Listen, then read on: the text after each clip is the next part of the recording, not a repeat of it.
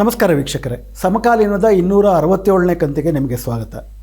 ಒಂದು ಪ್ರಜಾತಂತ್ರದಲ್ಲಿ ಜನರು ತಮಗೆ ಬೇಕಾದಂಥ ಸರ್ಕಾರವನ್ನು ಆಯ್ಕೆ ಮಾಡ್ಕೊಳ್ತಾರೆ ಅಂತ ಹೇಳಲಾಗುತ್ತೆ. ಆದರೆ ಒಂದು ಸರ್ವಾಧಿಕಾರದಲ್ಲಿ ಸರ್ವಾಧಿಕಾರಿಯೇ ತನಗೆ ಬೇಕಾಗಿರುವ ಜನರನ್ನು ಆಯ್ಕೆ ಮಾಡ್ಕೊಳ್ತಾರೆ ಅಂತೇಳಿ ಬ್ರೆಕ್ಟ್ ಅನ್ನುವಂಥ ಒಬ್ಬ ಕವಿ ಹಿಟ್ಲರ್ನ ಬಗ್ಗೆ ಮಾತಾಡ್ತಾ ಜರ್ಮನಿನಲ್ಲಿ ಹೇಳಿದರು. ಕೇವಲ ತನಗೆ ಬೇಕಾಗಿರೋ ಜನರನ್ನು ಮಾತ್ರ ಅಲ್ಲ, ತನಗೆ ಬೇಕಾದಂಥ ಇತಿಹಾಸವನ್ನು ಕೂಡ ಸರ್ವಾಧಿಕಾರಿಗಳು ಆಯ್ಕೆ ಮಾಡ್ಕೊಳ್ತಾರೆ. ಭಾರತದಲ್ಲಿ ನಡೀತಿರೋದನ್ನು ನೋಡಿದ್ರೆ ಹೆಚ್ಚು ಕಡಿಮೆ ಹಾಗೆ ಆಗಿದೆ. ತನಗೆ ಬೇಕಾಗಿರೋ ಜನರನ್ನು ಆಯ್ಕೆ ಮಾಡ್ಕೊಳ್ಳೋದು, ತನಗೆ ಬೇಡವಾದ ಜನರನ್ನು ಕೊಂದಾಕೋದು ಅಥವಾ ಅವರಿಗೆ ನಾಗರಿಕತ್ವವನ್ನು ರದ್ದು ಮಾಡೋದು, ಅಥವಾ ತನಗೆ ಬೇಡದ ಇತಿಹಾಸದ ಪಠ್ಯಗಳಿಂದಲೇ ಸಂಪೂರ್ಣವಾಗಿ ಕಿತ್ತು ಹಾಕೋದು. ಇದು ಹಿಟ್ಲರು ತಾನು ಅಧಿಕಾರಕ್ಕೆ ಬಂದಂಥ ಕೇವಲ 10 ವರ್ಷಗಳಲ್ಲಿ ಜರ್ಮನಿಗೆ ಮಾಡಿದಂಥ ಅತಿ ದೊಡ್ಡ ಅನ್ಯಾಯ. ಅದರ ಭಾಗವಾಗಿ ಇಡೀ ಜರ್ಮನಿನಲ್ಲಿ ದೊಡ್ಡ ಕೋಮುದ್ವೇಷಗಳು, ಅತ್ಯಂತ ದೊಡ್ಡ ಇಡೀ ಮಾನವ ಕುಲ ಕಾಣದಂಥ ದಾರುಣವಾದಂಥ ಅನಾಹುತಗಳೆಲ್ಲ ಆದವು. ಭಾಗಶಃ ಹೆಚ್ಚು ಕಡಿಮೆ ಭಾರತ ಅದೇ ದಾರಿನಲ್ಲಿ ಹೆಜ್ಜೆ ಇಡ್ತಾ ಇದೆ ಅನ್ನೋದು ದಿನನಿತ್ಯ ಗೊತ್ತಾಗ್ತಾ ಇದೆ. ಯಾವುದೇ ಸರ್ವಾಧಿಕಾರಿ, ಅದರಲ್ಲೂ ಇಂತಹ ಫ್ಯಾಸಿಸ್ಟ್ ಮನೋಭಾವದ ಸರ್ವಾಧಿಕಾರಿಗಳು ಪ್ರಧಾನವಾಗಿ ಇತಿಹಾಸವನ್ನು ತಮಗೆ ಬೇಕಾದಂತೆ ತಿದ್ದುವುದಕ್ಕೆ, ಯಾಕಂದರೆ ತಾವು ಕಟ್ಟಬೇಕಾಗಿರುವ ಭವಿಷ್ಯಕ್ಕೆ ತಮಗೆ ಬೇಕಾದಂಥ ಇತಿಹಾಸವನ್ನು ಸೃಷ್ಟಿಸ್ಕೊಳ್ಳುವಂಥದ್ದು ಎಲ್ಲ ಸರ್ವಾಧಿಕಾರಿಗಳು ಮಾಡುವಂಥದ್ದು. ಅದರ ಭಾಗವಾಗಿಯೇ ವಿಶೇಷವಾಗಿ ಮೋದಿ ಸರ್ಕಾರ ಅಧಿಕಾರಕ್ಕೆ ಬಂದಾದ ಮೇಲೆ ನಿರಂತರವಾಗಿ ಭಾರತದ ಇತಿಹಾಸದ ಪಠ್ಯದ ಮೇಲೆ ನಿರಂತರವಾಗಿ BJP ಮತ್ತು ಸಂಘ ಪರಿವಾರ ದಾಳಿ ಮಾಡ್ತಾ ಇದೆ. ಅದರ 3ನೇ ದಾಳಿ ಇತ್ತೀಚೆಗೆ ಶುರುವಾಗಿದೆ. ಇದಕ್ಕೆ ಹಿಂದೆನೂ ಕೂಡ, ಉದಾಹರಣೆಗೆ ಭಾರತದಲ್ಲಿ ಆ ಥರ ಪ್ರಥಮ ಕಾಂಗ್ರೆಸ್ಸೇತರ ಸರ್ಕಾರ ಬಂದದ್ದು 1977ರಲ್ಲಿ ತುರ್ತು ಪರಿಸ್ಥಿತಿ ರದ್ದಾದ ಮೇಲೆ. ಆಗ ಶಿಕ್ಷಣ ಮತ್ತು ಸಂಸ್ಕೃತಿ ಇಲಾಖೆಯನ್ನು ತಮ್ಮ ನಿಯಂತ್ರಣಕ್ಕೆ ತೆಗೆದುಕೊಂಡಿದ್ದಂಥ ಆಗಿನ ಭಾರತೀಯ ಜನಸಂಘ ಭಾಗವಾಗಿದ್ದಂಥ ಜನತಾ ಪಾರ್ಟಿ, ಇವತ್ತಿನ BJPಯ ಪೂರ್ವಾವತಾರ ಭಾರತೀಯ ಜನಸಂಘ, ಅವರು ಕೂಡ ಆಗ ಶಿಕ್ಷಣದ ಮೇಲೆ ನಿಯಂತ್ರಣ ತಂದು ಅದರ ತನಕ ಇದ್ದಂಥ ನಮ್ಮ ದೇಶದ ಸೌಹಾರ್ದ ಇತಿಹಾಸವನ್ನು ಸಂಪೂರ್ಣವಾಗಿ ಅಳಿಸಿ ಹಾಕುವ ಪ್ರಯತ್ನವನ್ನು ಮಾಡಿದರು. 1999ರಲ್ಲಿ NDA ಸರ್ಕಾರ ವಾಜಪೇಯಿಯವರ ನೇತೃತ್ವದಲ್ಲಿ ಅಧಿಕಾರಕ್ಕೆ ಬಂದಾಗ ಆಗಲೂ ಕೂಡ ಮುರಳಿ ಮನೋಹರ್ ಜೋಶಿ ಅನ್ನೋರು ಶಿಕ್ಷಣ ಮಂತ್ರಿಯಾಗಿದ್ದರು. ಆಗಲೂ ಈ ದೇಶದ ಇತಿಹಾಸವನ್ನು ವೈಜ್ಞಾನಿಕವಾಗಿ ಅಧ್ಯಯನ ಮಾಡಿ ಬರೆದಂಥ ಎಲ್ಲ ಪಠ್ಯಗಳನ್ನು ಕೂಡ ಕಿತ್ತಾಕುವ ಪ್ರಯತ್ನವನ್ನು, ಹಾಗೂ ತಾವು ಕಲ್ಪಿಸಿಕೊಂಡಂಥ ಇತಿಹಾಸವನ್ನು, ತಾವು ಸೃಷ್ಟಿಸಿಕೊಂಡ ಕಲ್ಪಿತ ಶತ್ರುವನ್ನು ತಮ್ಮ ಎದುರಾಗಿ ನಿಲ್ಲಿಸುವಂತಹ ಪಠ್ಯಪುಸ್ತಕಗಳನ್ನು ಜಾರಿ ಮಾಡಲಿಕ್ಕೆ ಹೊರಟಿದ್ರು. ಆಗಲೂ ಕೂಡ ತುಂಬ ದೊಡ್ಡ ಹೋರಾಟಗಳು ನಡೆದು ತಾತ್ಕಾಲಿಕವಾಗಿ ಒಂದು ತಡೆ ಉಂಟಾಯಿತು.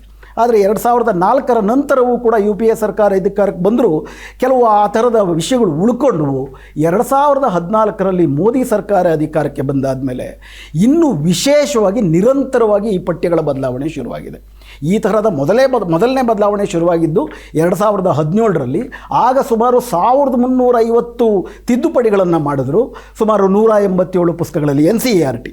NCERT ಅನ್ನೋದಂದ್ರೇನು, national council for educational research and training ಏನಿದೆ, ಇವರು ಇಡೀ ಭಾರತಕ್ಕೆ ಬೇಕಾಗಿರುವಂತಹ ಪಠ್ಯಗಳ ಕ್ರಮವನ್ನು ಸೃಷ್ಟಿ ಮಾಡ್ತಾರೆ. ಇವರು ಸೃಷ್ಟಿ ಮಾಡುವಂತಹ ಪಠ್ಯಕ್ರಮಗಳನ್ನು ಆಧರಿಸಿಯೇ ಪಠ್ಯಗಳು ಬರೆಯಲ್ಪಡ್ತವೆ. ಆ ಪಠ್ಯಗಳನ್ನು ಶಾಲೆಗಳಲ್ಲಿ ಬೋಧಿಸಲಾಗ್ತದೆ. ಅಂದರೆ ಇವತ್ತು ಎಲ್ಲ ರಾಜ್ಯದ ಎಲ್ಲ ಭಾಷೆಯ ಮಕ್ಕಳು ಕಲಿಯುವ ಪಠ್ಯಗಳ ತಾಯಿ NCERT ಒದಗಿಸುವಂತಹ ಪಠ್ಯಗಳು. ಈ NCERT ಯಾವ ರೀತಿ ಪಠ್ಯಗಳನ್ನು ಒದಗಿಸಬೇಕು ಅನ್ನುವುದಕ್ಕೆ ನ್ಯಾಷನಲ್ ಕರಿಕ್ಯುಲರ್ ಫ್ರೇಮ್ವರ್ಕ್ NCF ಅಂತ ಒಂದಿರ್ತದೆ. ಅದಿನ್ನು ರೂಪುಗೊಳ್ತಿದೆ. 4 NCFಗಳು ಭಾರತ ಸ್ವಾತಂತ್ರ್ಯ ಪಡೆದಾದ ಮೇಲೆ ಸೃಷ್ಟಿಯಾಗಿದೆ. ಈ 4ನೇ NCF ಏನು NEP ನ್ಯಾಷನಲ್ ಎಜುಕೇಷನ್ ಪಾಲಿಸಿ ಅಂತ 2020ರಲ್ಲಿ ಇದೇ ಮೋದಿ ಸರ್ಕಾರ ಜಾರಿಗೆ ತಂತು. ಅದಾದ ನಂತರದಲ್ಲಿ ದೊಡ್ಡ ಮಟ್ಟದಲ್ಲಿ ಇವತ್ತು ಸಂಘ ಪರಿವಾರ ಯಾವ ಬಗೆಯ ಸಂಸ್ಕೃತಿ ಮತ್ತು ಇತಿಹಾಸವನ್ನು ಸೃಷ್ಟಿಸಲಿಕ್ಕೆ ಬಯಸ್ತದೆ, ಅದಕ್ಕೆ ತಕ್ಕನಾದಂಥ ಇತಿಹಾಸವನ್ನು ಸೃಷ್ಟಿ ಮಾಡುವಂಥ ಒಂದು ನ್ಯಾಷನಲ್ ಕರಿಕ್ಯುಲಮ್ ಫ್ರೇಮ್ವರ್ಕು ತಯಾರಾಗ್ತಾ ಇದೆ. ಅದು ತಯಾರಾಗುವ ನಡುವಿನ ಅವಧಿನಲ್ಲಿ ಈಗಾಗಲೇ ಎಲ್ಲ ಬಗೆಯ ತಿದ್ದುಪಡಿಗಳನ್ನು ಮಾಡಲಾಗ್ತಿದೆ. ಆ ತಿದ್ದುಪಡಿಗಳು ಹೆಂಗಿರ್ತವೆ ಅನ್ನೋದರ ಸೂಚನೆ ಕರ್ನಾಟಕದವ್ರಿಗೆ ತುಂಬ ಚೆನ್ನಾಗೇ ಗೊತ್ತು. ಯಾಕಂದರೆ ಕರ್ನಾಟಕ ನ್ಯಾಷನಲ್ ಎಜುಕೇಷನ್ ಪಾಲಿಸಿಯನ್ನು ಅನುಷ್ಠಾನಕ್ಕೆ ತರುತ್ತಿರುವಂತಹ ಪ್ರಧಾನವಾದ ರಾಷ್ಟ್ರ. ಹಾಗೂ ಇಲ್ಲಿ ರೋಹಿತ್ ಚಕ್ರತೀರ್ಥ ಅನ್ನುವ ಒಬ್ಬ ವ್ಯಕ್ತಿಯ ನಾಯಕತ್ವದಲ್ಲಿ ಆತನಿಗೆ ಇತಿಹಾಸಕ್ಕೂ ವಿಜ್ಞಾನಕ್ಕೂ ಮಕ್ಕಳ ಶಿಕ್ಷಣಕ್ಕೂ ಯಾವ ಸಂಬಂಧವೂ ಇಲ್ಲ. ಆತನ ನೇತೃತ್ವದಲ್ಲಿ ಎಂತೆಂಥ ತಿದ್ದುಪಡಿಗಳನ್ನ ತಂದರೂ ಅದರ ವಿರುದ್ಧ ಎಂತೆಂಥ ಹೋರಾಟ ಕರ್ನಾಟಕದಲ್ಲಿ ನಡೀತು ಅನ್ನೋದು ನಮ್ಮೆಲ್ಲರಿಗೂ ಕೂಡ ಗೊತ್ತಿರುವಂಥ ವಿಷಯ.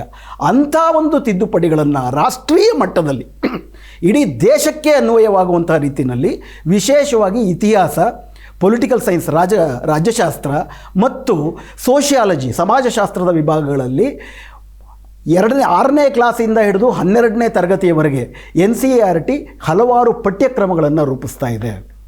ಇದಕ್ಕೆ ಅವರು ಕೊಡ್ತಿರೋ ನೆಪ ಏನಪ್ಪ ಅಂತಂದರೆ 2020ರಲ್ಲಿ ಕೋವಿಡ್ ಈ ದೇಶದ ಮೇಲೆ ಎಲ್ಲ ಜಗತ್ತಿನಾದ್ಯಂತ ದಾಳಿ ಮಾಡ್ದಂಗೆ ನಮ್ಮ ದೇಶದಲ್ಲೂ ಕೂಡ ಒಂದು ಡಿಸ್ರಪ್ಷನ್ ಮಾಡ್ತು.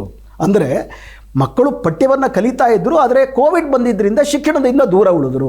ಈಗ ಮತ್ತೆ ಸ್ಕೂಲ್ಗಳಿಗೆ ಬಂದಿದ್ದಾರೆ, ಅವ್ರಿಗೆ ಪಠ್ಯ ಕಲಿಸ್ಬೇಕು ಅಂದರೆ ಅವ್ರ ಮೇಲೆ ಹೊರೆ ಕಡಿಮೆ ಮಾಡಬೇಕು.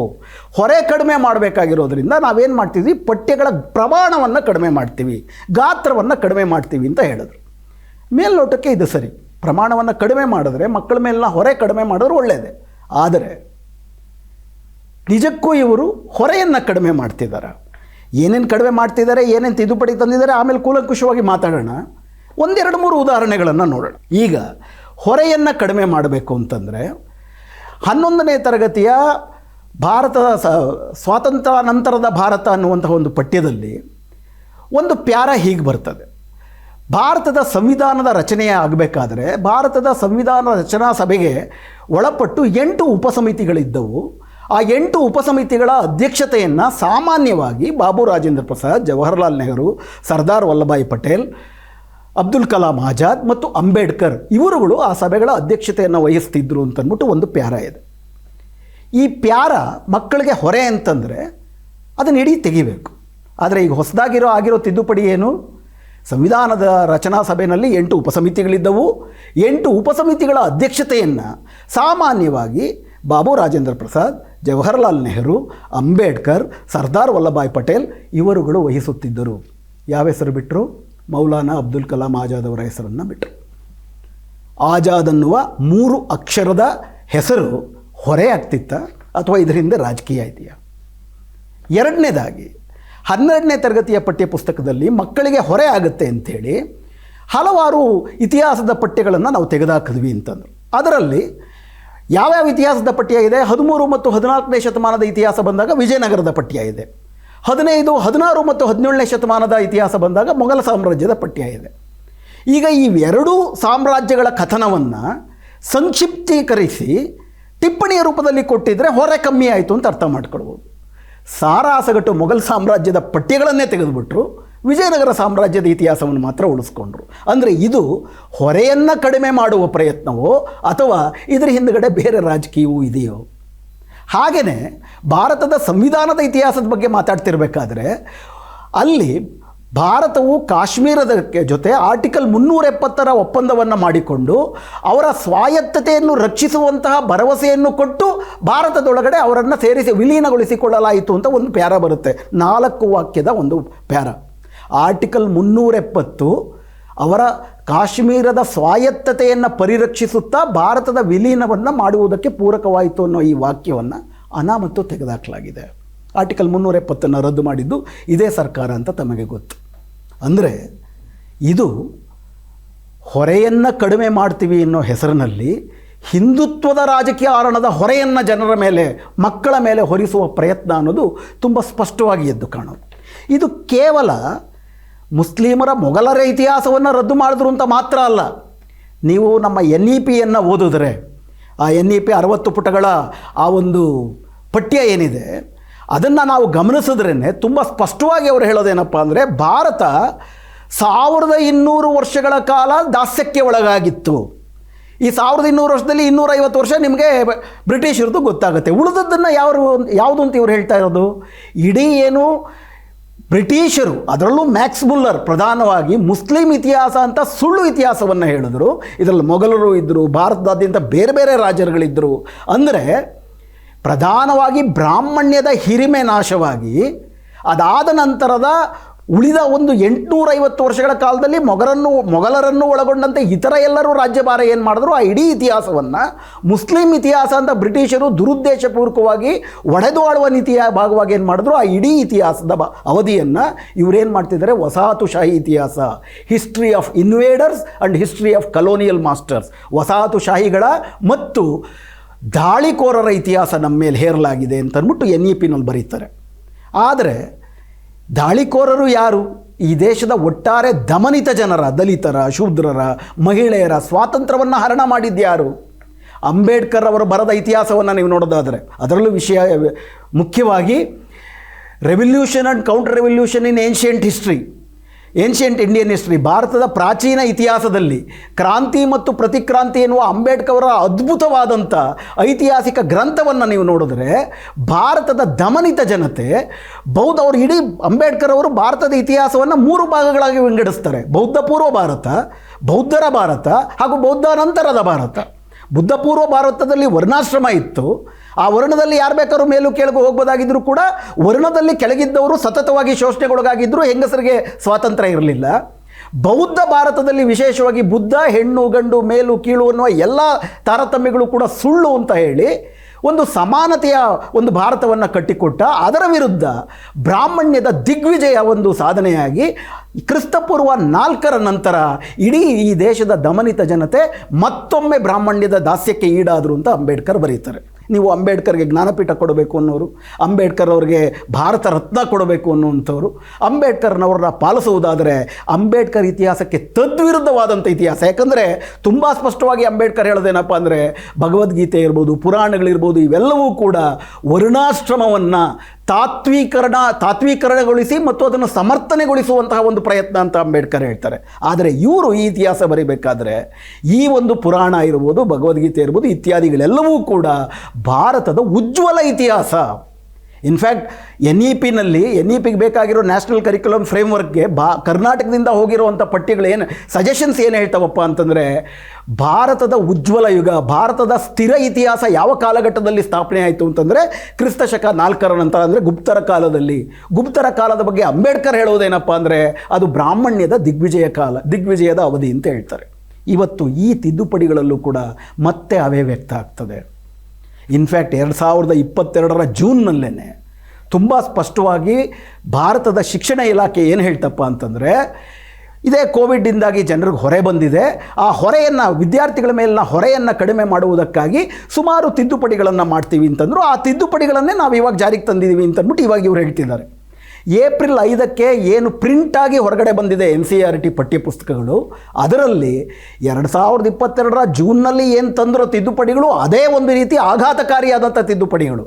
ಆದರೆ ಆ ತಿದ್ದುಪಡಿನಲ್ಲೂ ಹೇಳದೇ ಇರುವಂಥ ಕೆಲವು ಹೊಸ ತಿದ್ದುಪಡಿಗಳನ್ನು ಅಚ್ಚಾಗಿ ಬಂದಿರುವಂತಹ ಪಠ್ಯಗಳಲ್ಲಿ ಎದ್ದು ಕಾಣ್ತವೆ. ಅದರಲ್ಲಿ ತುಂಬ ಮುಖ್ಯವಾಗಿ ಒಂದೆರಡು ತಮ್ಮ ಗಮನಕ್ಕೆ ತರ್ತೀನಿ. ಅದರಲ್ಲಿ ಮೊದಲನೇದು ಗಾಂಧಿಯ ಬಗ್ಗೆ. ಗಾಂಧಿಯವರ ಬಗ್ಗೆ ಈ ತಿದ್ದುಪಡಿನ ನಾವು ಮಾಡ್ತಾನೆ ಇಲ್ಲ, ಗಾಂಧಿಯವರ ಪಠ್ಯವನ್ನು ಹಾಗೆ ಉಳಿಸ್ಕೊಳ್ತೀವಿ ಅಂತ ಅಂದ್ಬಿಟ್ಟು ಎಜುಕೇಷನ್ ಮಿನಿಸ್ಟರ್ ಹೇಳಿದರು. ಆದರೆ ಪಠ್ಯ ಪ್ರಿಂಟಾಗಿ ಬಂದಾದಮೇಲೆ, ಅಂದರೆ ತಿದ್ದುಪಡಿ ಮಾಡಲ್ಲ ಅಂತ ಹೇಳಿದಾಗ NCERTಯ ಪಠ್ಯದಲ್ಲಿ 12ನೇ ತರಗತಿಯ ಪಠ್ಯದಲ್ಲಿ ಗಾಂಧಿಯವರು ಸ್ವಾತಂತ್ರ್ಯ ಹೋರಾಟಕ್ಕೆ ಕೊಟ್ಟಂಥ ಕೊಡುಗೆ ಮತ್ತು ಗಾಂಧಿಯವರ ಹತ್ಯೆ ಇವುಗಳ ಬಗ್ಗೆ ಏನು ಬರೀತಾರೆ, ಹೀಗಿತ್ತು ಆ ಚಾಪ್ಟರು.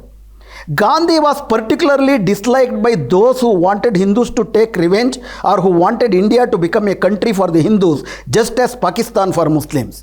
ಗಾಂಧಿಯನ್ನು ಯಾರ್ಯಾರು ವಿರೋಧಿಸ್ತಿದ್ರು ಅಂತಂದರೆ, ಯಾರ್ಯಾರಿಗೆ ಯಾವ ರೀತಿ ಪಾಕಿಸ್ತಾನ ಮುಸ್ಲಿಮರ ದೇಶವಾಗಿದೆಯೋ ಹಾಗೆ ಭಾರತ ಹಿಂದೂಗಳ ದೇಶವಾಗಬೇಕು ಅಂತ ಬಯಸುವಂಥವರು ಮತ್ತು ಹಿಂದೂಗಳು ಮುಸ್ಲಿಮರ ವಿರುದ್ಧ ಸೇಡು ತೀರಿಸಿಕೊಳ್ಳಬೇಕು ಅಂತ ಬಯಸುವವರು ಗಾಂಧಿಯನ್ನು ಒಪ್ಪುತ್ತಿರಲಿಲ್ಲ, ಗಾಂಧಿಯನ್ನು ಇಷ್ಟಪಡುತ್ತಿರಲಿಲ್ಲ. His steadfast pursuit of Hindu Muslim unity provoked Hindu extremist so much that they made several attempts to assassinate Gandhiji. ಹಿಂದೂ ಮತ್ತು ಮುಸ್ಲಿಮರ ಐಕ್ಯತೆಯ ಬಗ್ಗೆ ಅವರು ನಿರಂತರವಾಗಿ ನಡೆಸ್ತಿದ್ದಂಥ ಪ್ರಯತ್ನಗಳು ಹಲವಾರು ಹಿಂದೂ ಉಗ್ರಗಾಮಿಗಳನ್ನು ಎಷ್ಟರ ಮಟ್ಟಿಗೆ ಕೆರಳಿಸಿತ್ತು ಅಂತಂದರೆ ಅವರು ಗಾಂಧಿಯ ಮೇಲೆ ಹಲವಾರು ಹತ್ಯಾ ಪ್ರಯತ್ನಗಳನ್ನು ಮಾಡಿದ್ದರು. ಅದರ ಭಾಗವಾಗಿಯೇ ಮುಂದುವರೆದ ಪ್ಯಾರಾದಲ್ಲಿ ನಾಥೂರಾಮ್ ಗೂಡ್ಸೆ ಎನ್ನುವಂತಹ ಒಬ್ಬ ವ್ಯಕ್ತಿ, ಈತ ಒಂದು ಹಿಂದೂ ಎಕ್ಸ್ಟ್ರೀಮಿಸ್ಟ್, ಹಿಂದೂ ಉಗ್ರಗಾಮಿ ಪತ್ರಿಕೆಯ ಸಂಪಾದಕನಾಗಿದ್ದ, ಮುಂಬೈಯ ಪೂನಾ ಪ್ರಾಂತ್ಯದ ಚಿತ್ಪವನ ಬ್ರಾಹ್ಮಣನಾಗಿದ್ದ ಆತ ಗಾಂಧಿಯನ್ನು ಈ ಕಾರಣಗಳಿಗಾಗಿ ದ್ವೇಷಿಸ್ತಿದ್ದ. ಆತ 1948ರ ಜನವರಿ 30ನೇ ತಾರೀಕು ಪ್ರಾರ್ಥನಾ ಸಭೆ ನಡೆಸ್ತಿದ್ದಾಗ ಗಾಂಧಿಯವರ ಮೇಲೆ ಹೋಗಿ ಗುಂಡಿನ ದಾಳಿ ಮಾಡಿ ಸಾಯಿಸಿದ ಅಂತಂದ್ಬಿಟ್ಟು ತುಂಬ ಸ್ಪಷ್ಟವಾಗಿ 2022ರ NCERT ಪಠ್ಯದಲ್ಲೂ ಇತ್ತು. ಈಗ ಆ ಇಡೀ ಪ್ಯಾರಾಗಳು NCERT ಪಠ್ಯದಲ್ಲಿಲ್ಲ. ಗಾಂಧಿ ಹತ್ಯೆ ಬಗ್ಗೆ ಉಳ್ಕೊಂಡಿರೋ ಒಂದೇ ಪ್ಯಾರ ಏನಪ್ಪ ಅಂದರೆ, ಗಾಂಧಿಯವರು ಜನವರಿ 30ಕ್ಕೆ ಒಬ್ಬ ದಾಳಿಕೋರನಿಂದ ಹತ್ಯೆಗೆ ಒಳಗಾದರು. ಆ ದಾಳಿಕೋರನ ಹೆಸರು ನಾಥೂರಾಮ್ ಗೂಡ್ಸೆ ಆಗಿತ್ತು. ಅಷ್ಟೇ, ಮುಗಿದೋಯ್ತು. ಯಾತಕ್ಕೆ ಹತ್ಯಾ ಪ್ರಯತ್ನಗಳು ಮಾಡಿದ್ರು, ಗಾಂಧಿಯ ಹಿಂದೂ ಮುಸ್ಲಿಂ ಐಕ್ಯತೆಯ ಬಗ್ಗೆ ಪ್ರಯತ್ನ ಏನಿತ್ತು ಅವೆಲ್ಲವನ್ನೂ ಕೂಡ ಈಗ ನಮ್ಮ ಮಕ್ಕಳು ಪಠ್ಯಗಳಲ್ಲಿ ಓದುವುದಿಲ್ಲ. ಎರಡನೇದಾಗಿ ಉಳ್ಕೊಂಡಿದ್ದಂಥ ಒಂದೇ ಒಂದು ಚಾಪ್ಟರ್ ಯಾವುದಪ್ಪ ಅಂತಂದರೆ, ನಾನಾಗಲೇ ಮಾತಾಡಿದಾಗೆ ಮುಘಲರ ಇತಿಹಾಸದ ಬಗ್ಗೆ ಮಾತಾಡುವುದಾದರೆ, ಭಾರತದ ಒಂದು ಇತಿಹಾಸವನ್ನು ನಾವು ಹೇಗೆ ನೋಡಬೇಕು? ಇತಿಹಾಸ ನಾವು ಬಯಸಿದಂತೆ ಇರೋದಿಲ್ಲ. ಇತಿಹಾಸ ನೇರವಾಗಿ ಬಿಟ್ಟ ಬಾಣದಂತೆ ಒಂದೇ ದಿಕ್ಕಿನಲ್ಲಿ ನಡೆಯೋದಿಲ್ಲ. ಇತಿಹಾಸ ಹಲವಾರು ಥರ ಇರ್ತದೆ. ವರ್ತಮಾನದಲ್ಲಿ ಜನ ಆಗಿ ಹೋದ ಘಟನೆಯನ್ನು ಪುನರ್ವಿಶ್ಲೇಷಣೆ ಮಾಡುವುದು ತಪ್ಪಲ್ಲ. ಪ್ರತಿಯೊಬ್ಬರೂ ಕೂಡ ವರ್ತಮಾನದ ಕಣದಿಂದಲೇ ಇತಿಹಾಸವನ್ನು ನೋಡ್ತಾರೆ. ಆದರೆ ಇತಿಹಾಸವನ್ನು ಯಾಕೆ ಓದಬೇಕು? ಭವಿಷ್ಯವನ್ನು ಕಟ್ಟಿಕೊಳ್ಳುವ ಕಾರಣಕ್ಕಾಗಿ ಇತಿಹಾಸವನ್ನು ಓದಬೇಕು. ಇತಿಹಾಸದಲ್ಲಿ ಮಾಡಿದ ತಪ್ಪನ್ನು ಮತ್ತೆ ಮಾಡಬಾರದು ಅನ್ನುವುದಕ್ಕಾಗಿ ಓದಬೇಕು. ಮತ್ತು ಇತಿಹಾಸದಲ್ಲಿ ಎಲ್ಲರೂ ಕೂಡಿ ಬಾಳುವ ಭವಿಷ್ಯಕ್ಕೆ ಬೇಕಾದಂಥ ಸಂಗತಿಗಳನ್ನು ಹೆಕ್ಕಿ ತೆಗೆಯುವುದಕ್ಕಾಗಿ ಇತಿಹಾಸವನ್ನು ಓದಬೇಕು. ಆದರೆ ಮತ್ತು ಇತಿಹಾಸವನ್ನು ನೋಡುವ ಕಣ್ಣು ವಿಜ್ಞಾನ ಬೆಳೆದಂತೆ ಒಟ್ಟಾರೆ ಬರೀ ವೈಜ್ಞಾನಿಕವಾಗಿ ಅಂದರೆ ತಂತ್ರಜ್ಞಾನ ಮಾತ್ರ ಅಲ್ಲ, ತಂತ್ರಜ್ಞಾನ ಮತ್ತು ಇತಿಹಾಸದ ಬಗ್ಗೆ ಹೊಸ ಹೊಸ ಅರಿವು ಬಂದಂತೆ ಹೊಸ ಅರಿವಿನ ಹಿನ್ನೆಲೆಯಲ್ಲಿ ಹಳೆಯ ಇತಿಹಾಸವನ್ನು ಕೂಡ ನೋಡಿ ಇನ್ನೂ ನಿರ್ದಿಷ್ಟವಾದಂಥ ಭವಿಷ್ಯಕ್ಕೆ ಬೇಕಾದಂಥ ನಿರ್ದಿಷ್ಟವಾದಂಥ ಸಂಗತಿಗಳನ್ನು ಹೆಕ್ಕಿ ತೆಗೆಯುವುದಕ್ಕೆ ಇತಿಹಾಸವನ್ನು ನೋಡಬೇಕು. ನಮ್ಮ ದೇಶದ ಇತಿಹಾಸದಲ್ಲೂ ಕೂಡ ಹಲವಾರು ಬಗೆಯ ಪರಂಪರೆಗಳು, ಹಲವಾರು ಬಗೆಯ ಧರ್ಮಗಳು, ಹಲವಾರು ಬಗೆಯ ರೀತಿಗಳು ಆಗಿ ಹೋಗಿದ್ದಾವೆ. ಹಂಗೆ ನೋಡೋದಾದರೆ ಈ ನಮ್ಮ ದೇಶದಲ್ಲಿ ಯಾರೂ ಮೂಲ ನಿವಾಸಿಗಳಲ್ಲ. ಈ ದೇಶ ವಲಸಿಗರ ದೇಶ. ಕೆಲವರು 40,000 ವರ್ಷಗಳಿಂದ ವಲಸೆ ಬಂದರು, ಕೆಲವರು 10-15,000 ವರ್ಷಗಳಿಂದ ಇತಿಹಾಸ ಬಂದರು, ಕೆಲವರು 3,000 ವರ್ಷದಿಂದ ಇತಿಹಾಸ ವಲಸೆ ಬಂದರು, ಕೆಲವರು 1,500 ವರ್ಷದಿಂದ ವಲಸೆ ಬಂದರು, ಕೆಲವರು 250 ವರ್ಷದಿಂದ ವಲಸೆ ಬಂದರು. ಯಾರು ಮೂಲ ವಲಸಿಗರು ಅಂತ ಕೇಳ್ಬೋದೇ ಹೊರತು ಯಾರು ಮೂಲ ನಿವಾಸಿಗಳು ಅಂತ ಯಾರೂ ಕೇಳೋಕ್ಕಾಗೋದಿಲ್ಲ. ಆದರೆ ವಲಸೆ ಬಂದವರೆಲ್ಲರೂ ಕೂಡ ಕೆಲವರು ಬಂದು ಲೂಟಿ ಮಾಡ್ಕೊಂಡು ಹೋದರು, ಕೆಲವರು ಬಂದು ಇಲ್ಲೇ ಉಳ್ಕೊಂಡ್ರು. ಇಲ್ಲಿ ಬೇರೆ ಮೊದಲು ಬಂದ ವಲಸಿಗರು 40-30 ಸಾವಿರ ವರ್ಷಗಳಿಂದ ಬಂದಂಥ ವಲಸಿಗರು ಇಲ್ಲೇ ಕಾಡುಗಳಲ್ಲಿ ಉಳಿಸಿ ತಮ್ಮದೇ ಆದಂಥ ನಾಗರಿಕತೆಯನ್ನು ಕಟ್ಕೊಂಡಿದ್ರು. ಅದಕ್ಕಿಂತ ಸ್ವಲ್ಪ ಹೆಚ್ಚಿನ ನಾಗರಿಕತೆಯನ್ನು ಪಡೆದವರು ಬಂದು ದಾಳಿ ಮಾಡಿ ಅವರನ್ನು ಕಾಡಿಗೆ ಓಡಿಸಿ ಇಲ್ಲ ಅವ್ರ ನಾಗರಿಕತೆ ಕಟ್ಕೊಂಡ್ರು. ಎಲ್ಲ ದೇಶಗಳ ಕಥೆನೂ ಇದೆ. ಹೀಗಾಗಿ ಬೇರೆ ದೇಶದಿಂದ ಬಂದವರು ಅನ್ನೋ ಮಾತ್ರಕ್ಕೆ ಅವರು ಪರ್ಮನೆಂಟಾಗಿ ಹೊರಗಡೆ ಅವರು ಆಗಿಬಿಡೋದಿಲ್ಲ. ಇಲ್ಲಿ ಇರೋರೆಲ್ಲರೂ ಭಾರತೀಯರೇ ಆಗಿರ್ತಾರೆ. ಅದೇ ನಮ್ಮ ಸಂವಿಧಾನ ಹೇಳುವುದು. ಇಲ್ಲಿ ಹುಟ್ಟಿರೋರೆಲ್ಲರೂ ಭಾರತೀಯರೇ, ನಿಮ್ಮ ಧರ್ಮ ಯಾವುದಾದ್ರೂ ಇರಲಿ, ನಿಮ್ಮ ಭಾಷೆ ಯಾವುದಾದ್ರೂ ಇರಲಿ. ಆದರೆ ಇದು ಸಂಘ ಪರಿವಾರದ ಭವಿಷ್ಯ ಏನು, ಅವ್ರದ್ದು ಭವಿಷ್ಯದ ಕಾಣಿಕೆ ಇದೆ ಅಥವಾ ಅವರ ವರ್ತಮಾನದ ರಾಜಕಾರಣ ಏನಿದೆ ಅದಕ್ಕೆ ಪೂರಕವಾಗಿಲ್ಲ. ಆ ಕಾರಣಕ್ಕಾಗಿ ಮೊದಲಿಂದಲೂ ಅವರು ಇತಿಹಾಸವನ್ನು ತಾವು ಮಾತ್ರ ಮೂಲ ನಿವಾಸಿಗಳು, ಆರ್ಯರು ಮೂಲ ನಿವಾಸಿಗಳು, ಉಳಿದವರೆಲ್ಲರೂ ಕೂಡ ಹೊರಗಡೆಯಿಂದ ಬಂದವರು ಅಂತ ಅಂದ್ಬಿಟ್ಟು ಹೇಳುವ ಪ್ರಯತ್ನವನ್ನು ಮಾಡ್ತಿದ್ದಾರೆ. ಆರ್ಯರು ಈ ದೇಶದ ಮೂಲ ನಿವಾಸಿಗಳು ಅಂತ ಸ್ವತಃ ಆರ್ಯ ರಾಜಕಾರಣದ ಪಿತಾಮಹನಾಗಿರೋ ಸಾವರ್ಕರೇ ಒಪ್ಪೋದಿಲ್ಲ. ಸಾವರ್ಕರ್ ಕೂಡ ಹೇಳೋದೇನಪ್ಪ ಅಂದರೆ, ಆರ್ಯರು ಕಕೇಶಿಯನ್ ಪ್ರಾಂತ್ಯಗಳಿಂದ ಅಥವಾ ಇರಾನ್ ಮೂಲದ ಪ್ರಾಂತ್ಯಗಳಿಂದ ಬಂದಂಥವ್ರು, ಆಗಾಗಲೇ ಇಲ್ಲೊಂದಿತ್ತು ನಾಗರಿಕತೆ. ಆಮೇಲೆ ಇಲ್ಲಿ ಅವ್ರ ಜೊತೆ ಬೆರೆತ್ರ ದಾಳಿ ಮಾಡಿದ್ರ ಅದು ಬೇರೆ ಬೇರೆ ಪ್ರಶ್ನೆ. ಎರಡೂ ಆಗಿರುತ್ತೆ. ಎರಡು ದೊಡ್ಡ ದೊಡ್ಡ ಸಮುದಾಯಗಳು ವಲಸೆ ಬಂದಾಗ ವಿಲೀನವೂ ಆಗಿರುತ್ತೆ, ದಾಳಿಯೂ ಆಗಿರುತ್ತೆ. ಕೆಲವರು ಅಧೀನರಾಗಿರ್ತಾರೆ, ಕೆಲವರು ಬಂಡಾಯ ಎದ್ದು ಕಾಡು ಸೇರ್ಕೊಂಡಿರ್ತಾರೆ. ಅದು ಎಲ್ಲ ದೇಶಗಳಲ್ಲೂ ಆಗಿರ್ತದೆ. ಆದರೆ ಸಂಘ ಪರಿವಾರ ಮಾತ್ರ ಈ ಒಂದು ಬಹುಸಂಸ್ಕೃತಿಗಳ ಮಿಲನವನ್ನು ದಾಳಿ, ಆಕ್ರಮಣ ಅಂತ ಅಂದ್ಬಿಟ್ಟು ಬಿಂಬಿಸುವ ಪ್ರಯತ್ನದ ಭಾಗವಾಗಿ ಮುಘಲರನ್ನು ಅಥವಾ ಆರ್ಯರಲ್ಲದ ಇಡೀ ಇತಿಹಾಸವನ್ನು ಸಂಪೂರ್ಣವಾಗಿ ದಾಳಿಕೋರರ ಇತಿಹಾಸ ಅಂತ ನೋಡಿ ಬಿತ್ತುವ ಭಾಗವಾಗಿ ಇಡೀ ಇತಿಹಾಸಕ್ಕಂದು ಪೇಂಟ್ ಹೊಡಿತಾ ಇದ್ದಾರೆ. ಇನ್ಫ್ಯಾಕ್ಟ್ ಹಂಗೆ ನೋಡೋದಾದರೆ 1526ರಿಂದ ಹೆಚ್ಚು ಕಡಿಮೆ 1857 ತನಕ ಏನೊಂದು ಸುದೀರ್ಘ ಕಾಲ ಒಂದು ಮುಘಲರ ಸಾಮ್ರಾಜ್ಯ ಇಲ್ಲಿತ್ತು. 1707 ಔರಂಗಜೇಬ್ ಆದಮೇಲೆ ಅದು ತುಂಬ ಕುಸಿದು ಬಿತ್ತು, ಅದು ಬೇರೆ ಪ್ರಶ್ನೆ. ಆದರೆ ಬಾಬರ್ ಆಗಿರ್ಬೋದು, ಹುಮಾಯೂನ್ ಆಗಿರ್ಬೋದು, ಅಕ್ಬರ್ ಆಗಿರ್ಬೋದು, ಶಹಜಹಾನ್ ಆಗಿರ್ಬೋದು, ಔರಂಗಜೇಬ್ ಆಗಿರ್ಬೋದು, ಇವರ ನಡುವೆ ಬಂದಂಥ ದಾರಾ ಶುಕೋ ಅಂಥವರಾಗಿರ್ಬೋದು, ಅವರು ಇಲ್ಲಿಗೆ ಜಾರಿಗೆ ತಂದಂಥ ಹಲವಾರು ಕೃಷಿ ಪದ್ಧತಿಗಳಿರ್ಬೋದು, ಆಡಳಿತ ಪದ್ಧತಿಗಳಿರ್ಬೋದು, ಸಂಸ್ಕೃತಿ ಇರ್ಬೋದು. ಹಂಗೆ ನೋಡೋದಾದರೆ ಸಂಸ್ಕೃತವನ್ನು ಬಿಟ್ಟು ಬೇರೊಂದು ಭಾಷೆಗೆ ನಮ್ಮ ದೇಶದ ರಾಮಾಯಣ, ಮಹಾಭಾರತ, ಉಪನಿಷತ್ತುಗಳು ಏನಾದರೂ ಅನುವಾದಗೊಂಡಿದ್ದರೆ ಅದು ಅಕ್ಬರ್ನ ಕಾಲದಲ್ಲೇ.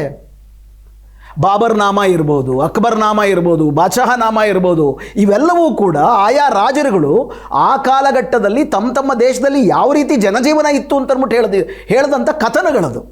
ಅದರಿಂದಲೇ ನಮ್ಮ ಇತಿಹಾಸವನ್ನು ನಾವು ಕಟ್ಕೊಂಡ್ವಿ. ಅವೆಲ್ಲವನ್ನೂ ಕೂಡ ಇಡೀ ಚಾಪ್ಟರ್ಗಳನ್ನು ತೆಗೆದಿಡಲಾಗಿದೆ. ನಮ್ಮ ದೇಶದಲ್ಲಿ ಮೊಘಲರು ಬಂದೇ ಇರಲಿಲ್ಲ ಅಂತೇಳಿ ಇತಿಹಾಸವನ್ನೇ ನಿರಾಕರಿಸುವಂತಹ ಒಂದು ದೊಡ್ಡ ಪ್ರಯತ್ನವನ್ನು ಮಾಡಲಾಗಿದೆ. ಮೂರನೇದಾಗಿ ನಮ್ಮ ದೇಶದಲ್ಲಿ ನಾವಾಗಲೇ ಮಾತಾಡ್ಕೊಂಡಂಗೆ ಹಲವಾರು ಆಗುಹೋಗುಗಳಾಗಿದೆ. ಸ್ವಾತಂತ್ರ್ಯ ನಂತರದಲ್ಲಿ ಅತ್ಯಂತ ಭೀಕರವಾದಂಥ ನರಮೇಧಗಳು ಈ ದೇಶದಲ್ಲಿ ನಡೆದಿದೆ. 1947ರಲ್ಲಿ ಏನು ಈ ದೇಶದ ವಿಭಜನೆ ಆಯಿತು, ಈ ವಿಭಜನೆಯ ದಾರುಣ ದಳ್ಳೂರಿಗೆ ಸಿಕ್ಕಿ ಹಿಂದೂಗಳು, ಮುಸ್ಲಿಮರು, ಸಿಖ್ಖರು ಲಕ್ಷಾಂತರ ಸಂಖ್ಯೆಯಲ್ಲಿ ಪರಸ್ಪರ ಕೊಲೆಗೀಡಾಗಿದ್ದಾರೆ. ಈ ಥರ ಒಂದು ದಾವಾಗ್ನೆಯಲ್ಲೇ ಪಾಕಿಸ್ತಾನವೂ ಹುಟ್ಕೊಂಡಿದೆ, ಭಾರತವೂ ಹುಟ್ಕೊಂಡಿದೆ. ಆದರೆ ಅದರಿಂದ ಪಾಠ ಕಲಿಬೇಕಾಗಿದ್ದೇನು ನಾವು? ಧರ್ಮಾಧಾರಿತ ದೇಶಗಳು ಉಳಿಯುವುದಿಲ್ಲ. ಪಾಕಿಸ್ತಾನ ಕೂಡ ಇಸ್ಲಾಮಾಧಾರಿತ ದೇಶ ಅಂತ ಹುಟ್ಟಿತು. ಬಾಂಗ್ಲಾದೇಶ ಮುಸ್ಲಿಮರೇ ಆದರೂ ಕೂಡ ಅವರಿಂದ ದೂರ ಉಳಿದ್ರು. ಧರ್ಮಾಧಾರಿತವಾಗಿ ಒಂದು ದೇಶ ಕಟ್ಟಕ್ಕಾಗಲ್ಲ.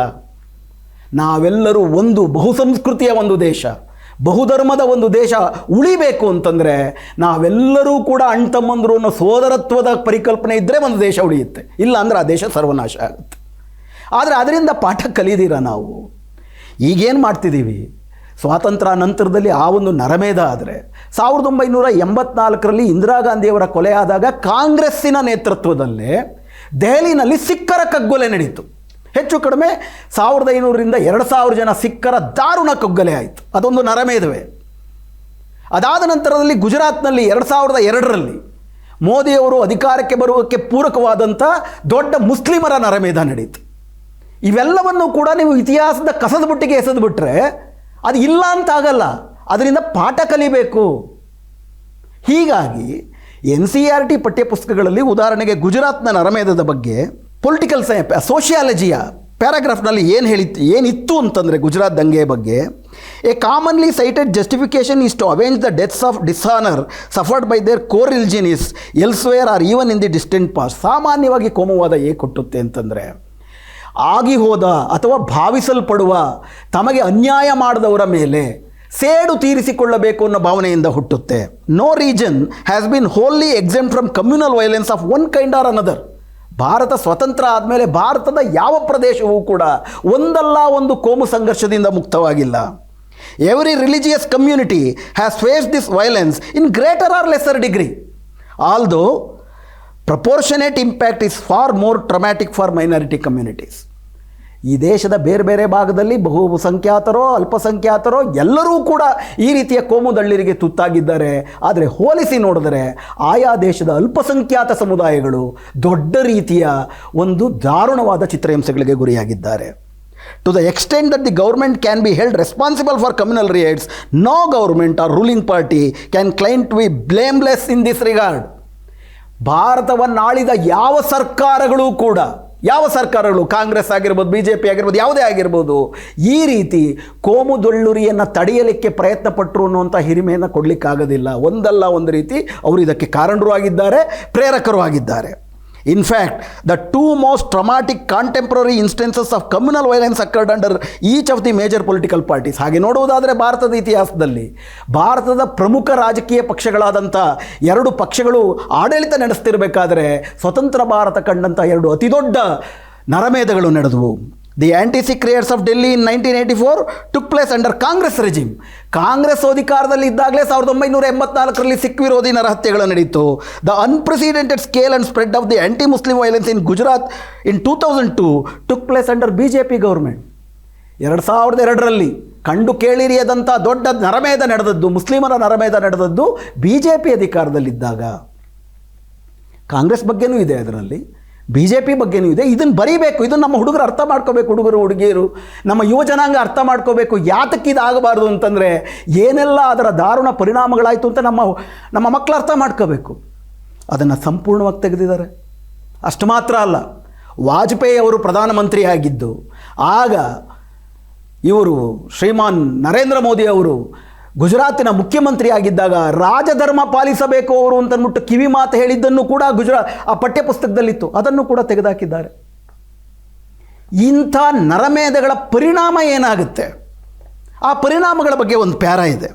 ಉದಾಹರಣೆಗೆ, ಮುಸ್ಲಿಮರ ಮೇಲೆ ಹಿಂದೂಗಳು ದಾಳಿ ಮಾಡಿ ಹಿಂದೂ ಮುಸ್ಲಿಂ ಇಬ್ಬರು ಒಟ್ಟಿಗೆ ಇರುವಂತಹ ಒಂದು ಜಾಗಗಳಿದ್ದರೆ ನಿಧಾನಕ್ಕೆ ಹಿಂದೂ ಮುಸ್ಲಿಮ್ಗಳು ಒಟ್ಟಿಗೆ ಇದ್ದಂಥ ಜಾಗಗಳನ್ನು ಖಾಲಿ ಮಾಡ್ಕೊಂಡು ಮುಸ್ಲಿಮರೆಲ್ಲ ಒಂದು ಕಡೆ ಇರೋದು, ಹಿಂದೂಗಳೆಲ್ಲ ಒಂದು ಕಡೆ ಇರೋದು. ಇದನ್ನು ಗೆಟ್ಟೋಐಸೇಷನ್ ಅಂತಾರೆ. ಒಂದು ಪ್ರತ್ಯೇಕೀಕರಣ, ಒಟ್ಟು ಒಂದೇ ಧರ್ಮದವರು ಒಟ್ಟುಗೂಡಿ ಒಂದು ಕಡೆ ಬದುಕಿದ್ರೆ ಮಾತ್ರ ಬದುಕಿದೆ, ಇಲ್ಲ ಅಂತಂದರೆ ಬದುಕೇ ಇರಲ್ಲ ಅನ್ನುವಂಥ ಒಂದು ಆತಂಕದ ಒಂದು ಸಂದರ್ಭ ಏನಿದೆ, ಅದು ಇಂಥ ಒಂದು ನರಮೇಧ ಒಂದು ಭಾರತದ ಮೇಲೆ ಮಾಡುವಂತಹ ದಾಳಿ ಅಂತ ಒಂದು ಪ್ಯಾರ ಇದೆ, ಅದನ್ನು ಸಂಪೂರ್ಣವಾಗಿ ಕಿತ್ತಾಕಲಾಗಿದೆ. ಇವೆಲ್ಲ ಒಂದಾದರೆ ಇದು ಬರೀ ಮುಸ್ಲಿಮರ ಬಗ್ಗೆ ಅಂತ ಅಂದ್ಕೊಂಡ್ರೆ ತಪ್ಪಾಗುತ್ತೆ. ಯಾಕಂತಂದರೆ ನಾನು ಆಗಲೇ ಹೇಳಿದಾಗೆ ಇವರು ಬರೀ ಮುಸ್ಲಿಮರ ಬಗ್ಗೆ ಎಲ್ಲ ಅಲ್ಲಿ ಕಿತ್ತಾಕಿರೋದು. ಬ್ರಾಹ್ಮಣ್ಯ ಈ ದೇಶದಲ್ಲಿ ಇತ್ತು, ಜಾತಿ ವ್ಯವಸ್ಥೆ ಈ ದೇಶದಲ್ಲಿ ಇದೆ, ಹಾಗೂ ಈ ದೇಶದ ದಲಿತರು, ಶೂದ್ರರು ಮತ್ತು ಸಾಕಷ್ಟು ಕಾಲ ಮಹಿಳೆಯರು ಯಾವುದೇ ಸ್ವಾತಂತ್ರ್ಯ ಇಲ್ದಿರ ಬದುಕಿದ್ದರು. ಅದಕ್ಕೆ ಮನುಸ್ಮೃತಿ ಮತ್ತು ಬ್ರಾಹ್ಮಣ್ಯದ ತಿಳುವಳಿಕೆ ಕಾರಣ. ಬ್ರಾಹ್ಮಣರು ಅಂತಲ್ಲ, ಬ್ರಾಹ್ಮಣ್ಯ ಅನ್ನುವುದೊಂದು ಸಿದ್ಧಾಂತ ಅನ್ನುವಂತಹ ಅಂಶವನ್ನೇ ಆ ಥರ ಇರೋ ಅಂಶಗಳನ್ನೆಲ್ಲ ಕಿತ್ತಾಕ್ಬಿಟ್ಟಿದ್ದಾರೆ. ಅಂದರೆ ಹಾಗಾದರೆ ಜಾತಿ ಇಲ್ಲ ಅನ್ನೋ ಪಠ್ಯದಲ್ಲಿಂದ ತೆಗೆದಾಕ್ಬಿಟ್ರೆ ಮನೆಗೆ ಹೋದರೆ ಜಾತಿ ಇರೋದಿಲ್ವಾ?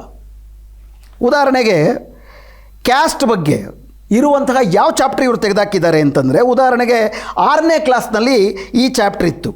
The priest also said that these groups were decided on the basis of birth. 6ನೇ ತರಗತಿನಲ್ಲಿ ಯಾವ್ಯಾವ ಗುಂಪು ಯಾವ್ಯಾವ ಜಾತಿಗೆ ಸೇರಬೇಕು ಅನ್ನೋದನ್ನು ಪುರೋಹಿತರು ನಿರ್ಧಾರ ಮಾಡ್ತಿದ್ರು. For example, if one's father and mother were Brahmins, one would automatically become a Brahmin and so on. ಉದಾಹರಣೆಗೆ ಒಬ್ಬರ ತಂದೆ ತಾಯಿ ಬ್ರಾಹ್ಮಣರಾಗಿದ್ದರೆ ಆ ಮಗನೂ ಕೂಡ ಸಹಜವಾಗಿಯೇ ಬ್ರಾಹ್ಮಣರಾಗುತ್ತಾನೆ ಇತ್ಯಾದಿಗಳು. Later they classified some people as untouchable. ನಂತರ ಅವರು ಕೆಲವರನ್ನು ಅಸ್ಪೃಶ್ಯರು ಎಂದು ವಿಂಗಡಿಸಿದರು. These include some craft persons, hunters and gatherers, as well as people who helped perform burials and cremation. ಅತ್ಯಂತ ಹೀನಾಯ ಎಂದು ಸಮಾಜ ಪರಿಗಣಿಸುವ ಕೆಲಸಗಳನ್ನು ಮಾಡ್ತಿದ್ದಂಥ, ಅದೇನು ಹೆಣಗಳನ್ನ ಸುಡೋದಿರ್ಬೋದು ಅಥವಾ ಮನೆ ಕ್ಲೀನ್ ಮಾಡೋದಿರ್ಬೋದು, ಇಂಥ ಒಂದು ವೃತ್ತಿಗಳಲ್ಲಿ ತೊಡಗಿದ್ದಂಥವ್ರನ್ನ ಅಸ್ಪೃಶ್ಯರು ಅಂತ ಪರಿಗಣಿಸಿದ್ರು. The priest said that contact with these groups was polluting. ಪುರೋಹಿತರು ಏನು ಹೇಳಿದ್ರಪ್ಪ ಅಂತಂದರೆ, ಇಂಥವ್ರ ಜೊತೆ ಸಂಪರ್ಕ ಇಟ್ಕೊಂಡ್ರೆ ನೀವು ಮಲಿನಗೊಳ್ಳುತ್ತೀರಿ, ಇಂಥವರ ಸಂಪರ್ಕವನ್ನು ನಿಷೇಧಿಸಿದ್ರು. Many people did not accept the system of varna laid down by the brahmins. ಈ ರೀತಿ ಬ್ರಾಹ್ಮಣ ಪುರೋಹಿತಶಾಹಿ ಏನು ಈ ರೀತಿ ವರ್ಣ ವಿಂಗಡಣೆ ಮಾಡಿದ್ರು ಅದನ್ನು ಕೆಲವರು ಒಪ್ಪಲಿಲ್ಲ. ಇದು ನಮ್ಮ ಇತಿಹಾಸದ ವಾಸ್ತವ ಅಲ್ಲವಾ? ಈ ಇಡೀ ಪ್ಯಾರವನ್ನು ಕಿತ್ತಾಕಲಾಗಿದೆ. ಫರ್ದರ್ ಮುಂದುವರೆದು ಇನ್ನೊಂದು ಪ್ಯಾರ ಏನಿದೆ, caste rules were set which did not allow the so called untouchables to take on work other than what they were meant to do. ಜಾತಿ ಶ್ರೇಣೀಕರಣ ಏನು ಮಾಡ್ತಪ್ಪ ಅಂತಂದರೆ, ಯಾವ್ಯಾವ ಜಾತಿಗೆ ಯಾವ್ಯಾವ ವೃತ್ತಿ ಇದೆ ಅಂತಂದ್ಬಿಟ್ಟು ಹೇಳಲಾಗಿತ್ತು, ಆ ವೃತ್ತಿಯನ್ನು ಬಿಟ್ಟು ಬೇರೆ ಯಾವ ವೃತ್ತಿನೂ ಮಾಡಬಾರದು ಅಂತಂದ್ಬಿಟ್ಟು ಹೇಳಿತ್ತು.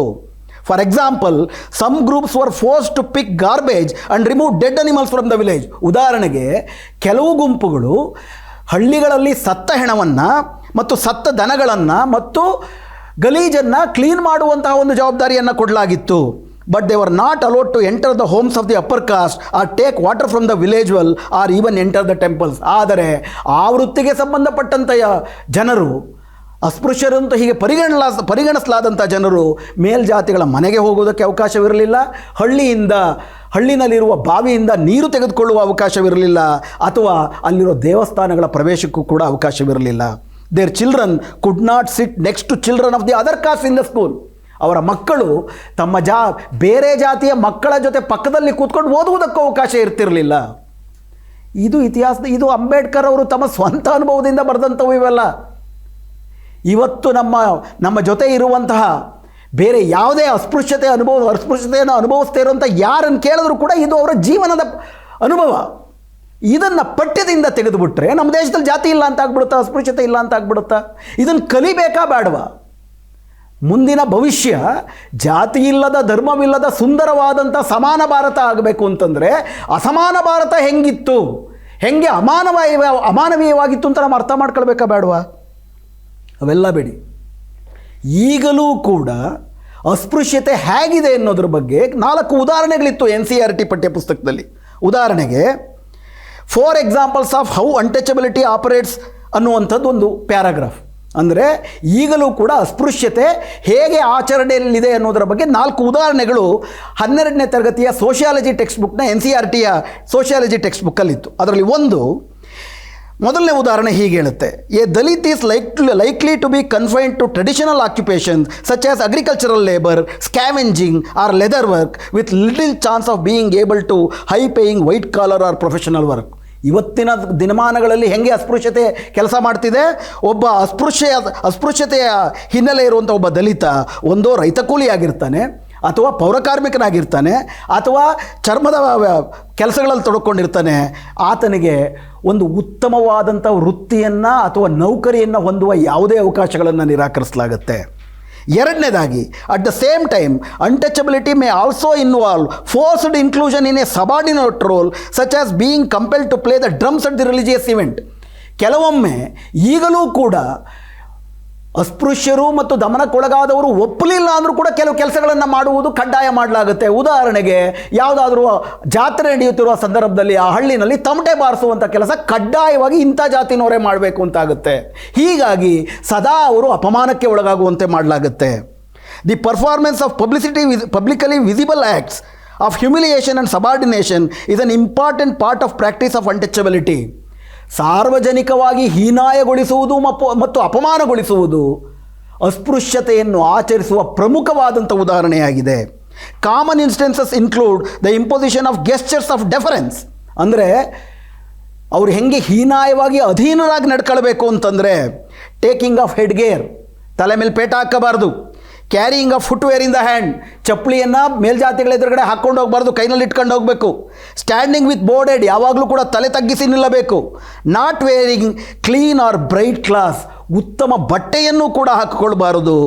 ಇವೆಲ್ಲವನ್ನು ಕೂಡ ಪಾಲಿಸಬೇಕು ಅಂತ ಕಡ್ಡಾಯ ಮಾಡುವುದರ ಮೂಲಕ ಅಸ್ಪೃಶ್ಯತೆ ಆಚರಣೆಯಲ್ಲಿದೆ. ಇದು ನಿಜವಾ ಇಲ್ವಾ?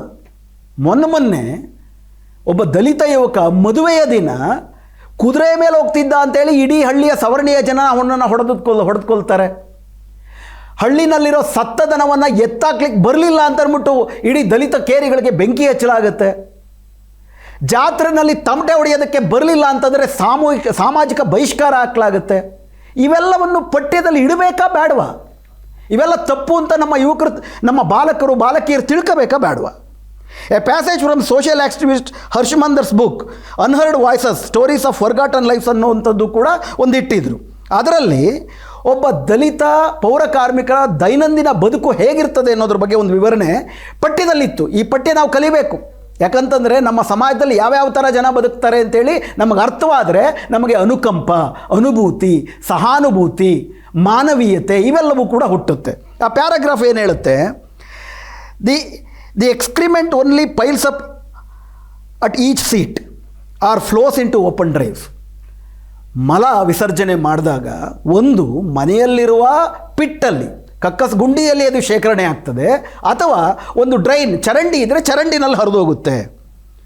It is Narayanamma's job to collect it with her broom onto a flat tin plate and pile it into her basket.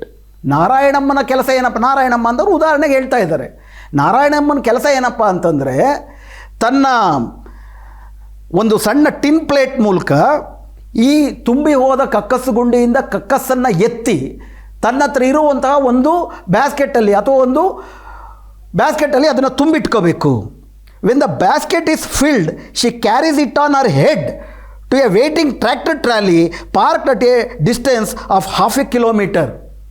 ಆ ಬಾಸ್ಕೆಟ್ ತುಂಬಿದಾಗ ಅದನ್ನು ತನ್ನ ತಲೆ ಮೇಲೆ ಹೊತ್ಕೊಂಡು, ಆ ಮಂಕ್ರಿಯನ್ನು ತನ್ನ ತಲೆ ಮೇಲೆ ಹೊತ್ಕೊಂಡು 1/2 ಕಿಲೋಮೀಟರ್ ದೂರದಲ್ಲಿರುವಂತಹ ಒಂದು ಟ್ರ್ಯಾಕ್ಟರೋ ಟ್ರಾಲಿ ಏನಿರ್ತದೆ ಅದರಲ್ಲಿ ಹೋಗಿ ಅದನ್ನು ಹಾಕಿ ಬರಬೇಕು. And then she is back waiting for the next call from the toilet.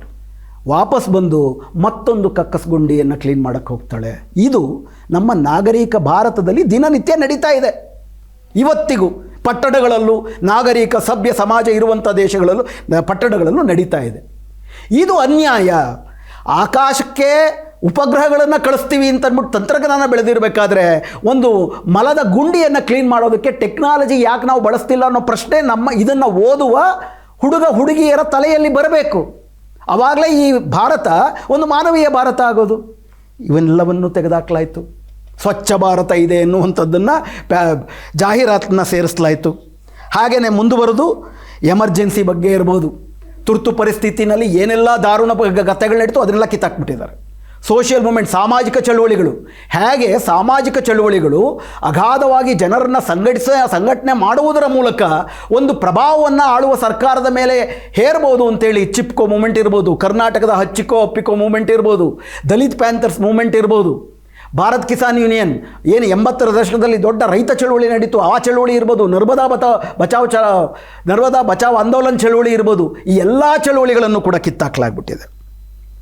ಹೀಗೆ ಈ ಒಟ್ಟಾರೆ ಪಠ್ಯಪುಸ್ತಕ ಪರಿಷ್ಕರಣೆಯ ಒಟ್ಟು ಉದ್ದೇಶವೇ ಹಿಂದೆ ಎಲ್ಲ ಚೆನ್ನಾಗಿತ್ತು, ಅದಕ್ಕೆ ಯಾವುದು ದಮನಕ್ಕೆ ಕಾರಣವೋ ಅವರು ಶ್ರೇಷ್ಠರು, ಯಾರು ದಮನಿತರು ಅದರ ವಿರುದ್ಧ ಹೋರಾಟ ಮಾಡ್ತಿದ್ದಾರೋ ಅವರು ಖಳನಾಯಕರು ಅಂತ ಬಿಂಬಿಸುವಂತಹ ಒಂದು ಸಿದ್ಧಾಂತವನ್ನು ತರಲಾಗ್ತಾ ಇದೆ. ಇದು ಅಷ್ಟು ಕದ್ದು ಮುಚ್ಚಿ ಕೂಡ ಮಾಡ್ತಿಲ್ಲ.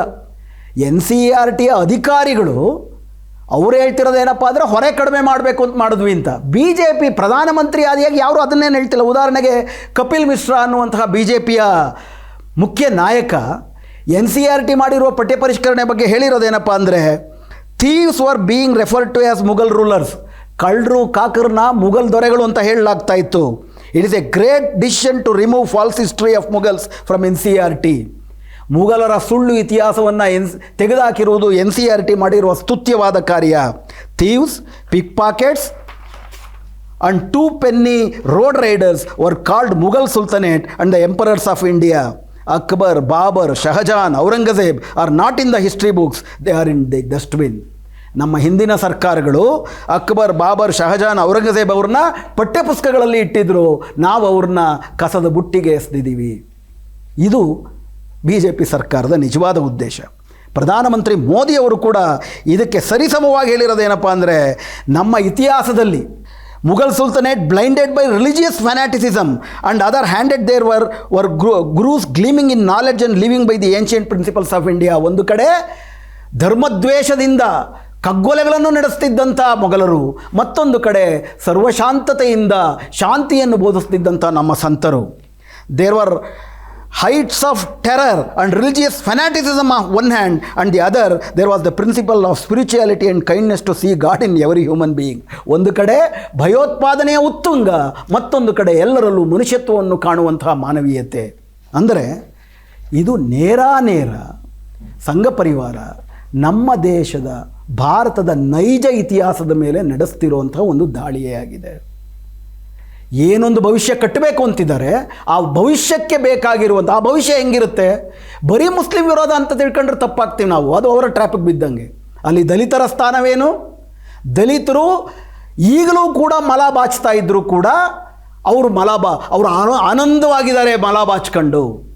ಈಗಲೂ ಕೂಡ ಜಾತಿ ಶೋಷಣೆಗೆ ತುತ್ತಾಗಿ ಹಳ್ಳಿಯ ಸವರ್ಣೀಯರಿಗೆ ತಲೆ ಬಗ್ಗಿಸಿ ನಡಿಲಿಲ್ಲ ಅಂದರೆ ಕೊಲೆಗಳಿಗೆ ಗುರಿಯಾಗ್ತಿದ್ರು ಕೂಡ ಅದ್ರ ವಿರುದ್ಧ ಮಾತಾಡದೆ ಅದನ್ನು ಸಂತೋಷದಿಂದ ಅನುಭವಿಸ್ತಿದ್ದಾರೆ ಅಂತಂದ್ರೆ ಅರ್ಥ ಏನಪ್ಪ ಅಂತಂದರೆ, ಮುಂದೆಯೂ ಜಾತಿ ವ್ಯವಸ್ಥೆ ಮುಂದುವರಿಯುತ್ತೆ, ಮುಂದೆಯೂ ಈ ರೀತಿ ದಲಿತ ದಮನ ಮುಂದುವರಿಯುತ್ತೆ ಅನ್ನುವಂತಹ ಒಂದು ಇತಿಹಾಸವನ್ನು ಕಟ್ಟುತ್ತಾ ಭವಿಷ್ಯದಲ್ಲೂ ಅಂತೆ ಅದೇ ರೀತಿ ಈ ದೇಶದ ನಿಜವಾದ ಮೂಲ ನಿವಾಸಿಗಳು, ನಿಜವಾದ ಭಾರತೀಯರ ಮೇಲೆ ದಾಳಿ ನಡೆಸುವಂತಹ ಯೋಜನೆಯ ಭಾಗವಾಗಿ NCERTಯ ಪಠ್ಯ ಪರಿಷ್ಕರಣೆ ನಡೀತಾ ಇದೆ. ಈಗ ಇದು ಈಗಾಗಲೇ ನಾವು ಚರ್ಚೆ ಮಾಡ್ದಂಗೆ ಕೇವಲ ಪಠ್ಯ ಪರಿಷ್ಕರಣೆಯ ವಿಷಯವಲ್ಲ, ಇದೊಂದು ರಾಜಕೀಯ ವಿಷಯ. ಯಾವ ಬಗೆಯ ಹಿಂದೂ ರಾಷ್ಟ್ರ ಅಂತಂದ್ಬಿಟ್ಟು ಅವ್ರು ಬಯಸ್ತಾ ಇದ್ದಾರೆ, ಅದು ಅಕ್ಷರಶಃ ಬ್ರಾಹ್ಮಣ್ಯದ ರಾಷ್ಟ್ರ, ಒಂದು ಕಾರ್ಪೊರೇಟ್ ರಾಷ್ಟ್ರ. ನಿಜವಾದ ಭಾರತೀಯರು ಎಲ್ಲರೂ ಕೂಡ ಒಂದು, ನಾವೆಲ್ಲರೂ ಸೋದರರು, ಅಣ್ಣತಮ್ಮಂದರು, ಈ ದೇಶ ಎಲ್ರಿಗೂ ಸೇರಿದ್ದು. ಸಮಾನತೆಯಿಂದ ಬದುಕಬೇಕು ಅಂತ ನಮ್ಮ ಸಂವಿಧಾನ ಕನಸು ಕಾಣುವ ರಾಷ್ಟ್ರ ಏನಿದೆ ಅದಾಗಬೇಕು ಅಂತಂದರೆ ಪಠ್ಯಪುಸ್ತಕದ ಈ ಪರಿಷ್ಕರಣೆಯ ವಿರುದ್ಧ ನಾವೆಲ್ಲರೂ ಒಟ್ಟುಗೂಡಿ ಹೋರಾಡಲೇಬೇಕಾದಂಥ ಸಮಯ ಬಂದಿದೆ ಅಂತ ನನಗನ್ಸುತ್ತೆ. ತಮಗೇನನ್ಸುತ್ತೆ ತಿಳಿಸಿ.